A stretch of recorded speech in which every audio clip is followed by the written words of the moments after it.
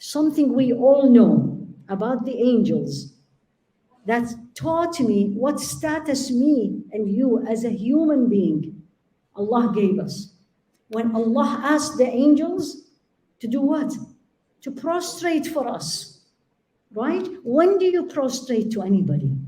I mean, we're not supposed to prostrate to anyone except Allah subhanahu wa ta'ala. But when do you kiss the hand of someone? When you respect them, when you think they are better than you do things, you don't do it for everybody. When Allah told the angels to prostrate and Shaitan said no, and this is in Surah Al-Isra, he looked at Allah subhanahu wa ta'ala and says, see those that you elevated their status over me, wait, see what I'm going to do to them. So you, enemy, are elevated in the sight of Allah. That's why, and don't look down at people because they are this or that and you are this and that.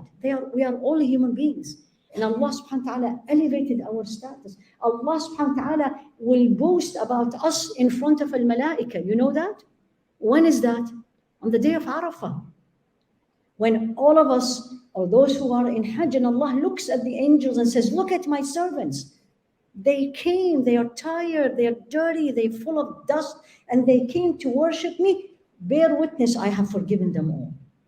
Isn't that a state of elevation? So don't underestimate. I'm not telling you be arrogant, but also know your value as a human being. Because Allah said to the angels, prostrate to them.